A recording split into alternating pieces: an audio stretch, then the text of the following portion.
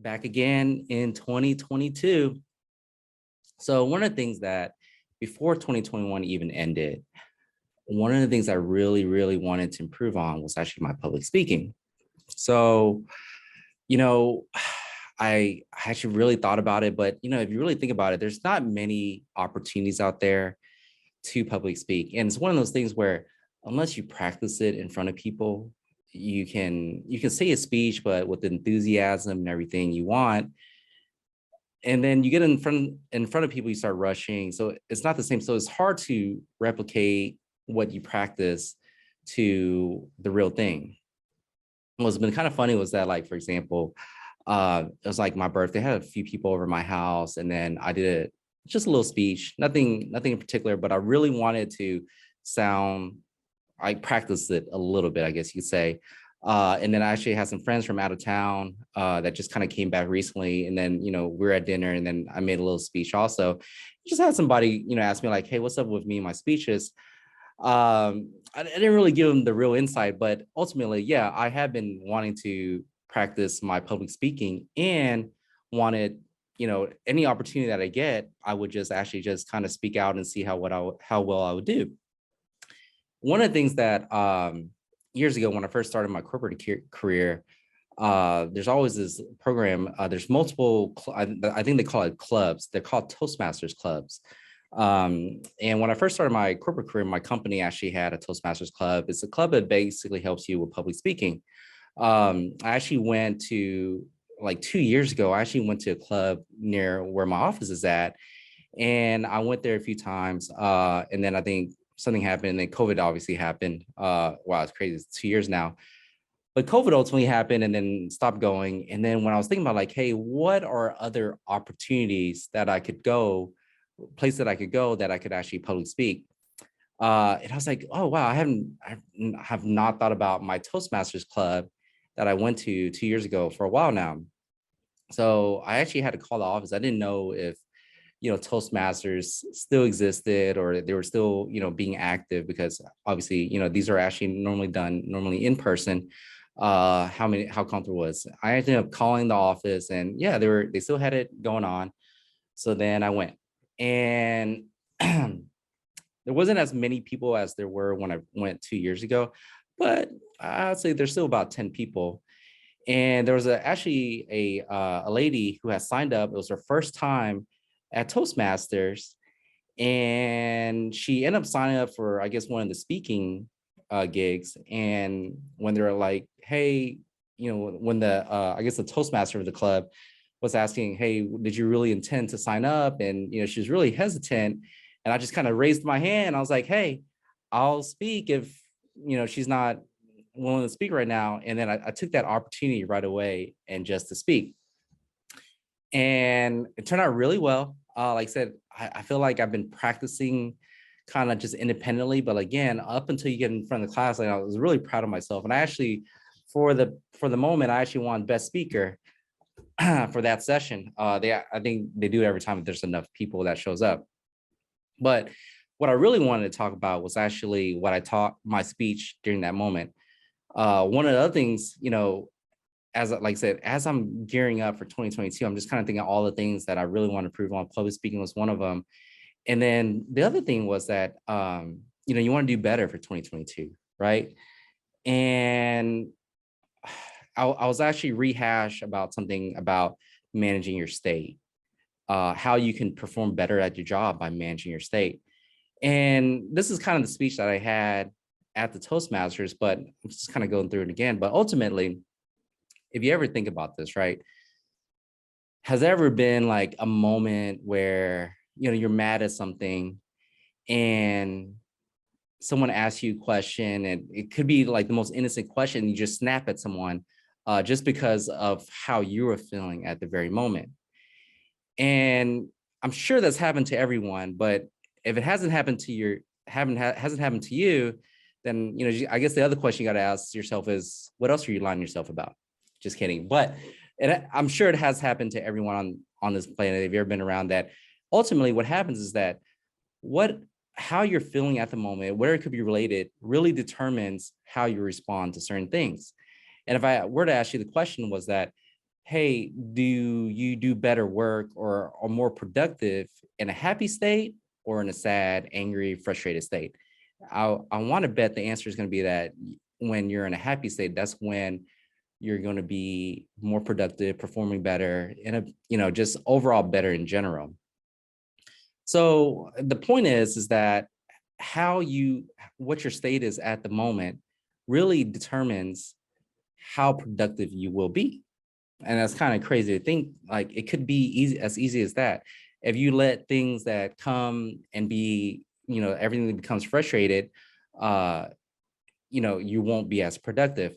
And to follow that up, what I'm getting to is that how you move, your motion drives how you feel.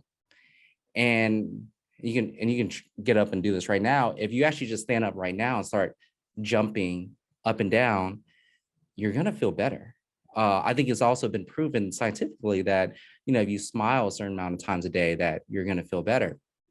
So when I first started this speech in the class, I actually try to get everyone involved, and I asked everyone to stand up and basically, put their hands behind their back and pat themselves on the back, and then raise their left hand and then high five themselves.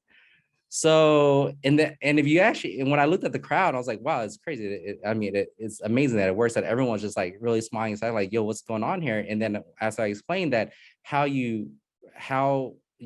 much your state is driven by how you move. So the more movement you get, the better you're going to feel. And there's multiple ways of changing your state. Like you can get really excited if you're yelling and screaming and stuff. You can also change your state. What's the most interesting part about this is that we actually do this a lot in our lives. For example, and I'll give you guys an example. But have you ever seen like a sports team, for example, right? They do that little huddle and they're like 1, 2, 3, let's go. That's getting their state going. And so I have a 5-year-old, now 6, but he was actually in soccer this past semester in a little soccer league. Wasn't the coach, but kind of took the liberty of actually kind of giving the pregame huddle.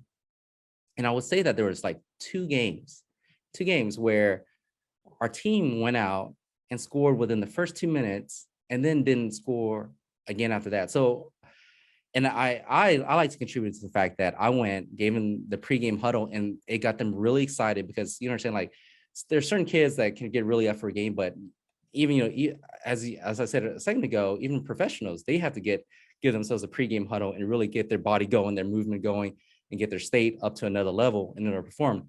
So I really think for like 2 games, the kids actually came out. I gave them the pregame huddle, got really excited, scored within the first 2 minutes. We didn't score again after the first 2 minutes. The other team didn't either. So we ended up being 0-0 if not for the first 2 minutes of the game.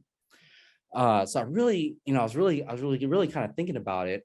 And I was like, you can really, and I was trying to apply this for myself, but I really can apply it for really anything and everything. So, kind of going forward, and I'm really trying to make it a thing for myself and my kids, is that for everything that they're going to do, whether it's tutoring, music class, whatever it is, we're going to get super excited, and we're just going to get them to I'm just going to get them to a higher state to where they're going to absorb things a little quicker. So for example, a kid was actually in tutoring after school, and usually after school he's a little tired. So I have to take him to tutoring. Right before he goes into tutoring, I try to hype him up and get him like, yelling and screaming a little bit, are you ready? Saying yes. And I think he goes, like I said, he's tired once he gets home, he's in the car. And then, he's looks really sluggish, but, before he gets into the classroom, before he starts his tutoring session, I do get him excited. And I want to believe, and I think it should work, right, is that he's just going to absorb information a little bit better because I was able to change his state in some form or fashion. So long story short, if you want to do better for this upcoming year, I think one of the best things you could do is just really find a way to get excited about things. And then, there's actually a whole lesson in regards to how to make sure that you're always in a good state. Not always, but you have to identify when you're in a bad state and then try to replace it immediately. And don't let like, being in a bad moment, being frustrated about something, just linger on forever. I actually came back to Toastmasters again, and that was kind of my second speech. But if I were to ask you like, hey, how many times, if something happened early in the morning, like for example, you got cut off on the highway, and then you just got really mad and it just kind of ruined your morning or maybe in the rest of the day. Um, wouldn't it be better if you actually were to be able to identify that moment where you're frustrated or mad, and then just find a happy moment or a moment that you could actually be grateful for, and then replace it? Because in theory, you really can't be happy and angry, frustrated at the same time. Okay, so back to my points. Thank you for listening. But for this next year, one of my top things was like, hey, let me do better in my public speaking. I think anyone can be better served by doing better in public speaking. And one of the things that I did to take action was that I decided to go back to the Toastmasters that I used to go before. Like I said, if you actually go to the Toastmasters websites, there's many throughout Houston. It's not actually, and I think all throughout Houston, there's multiple locations.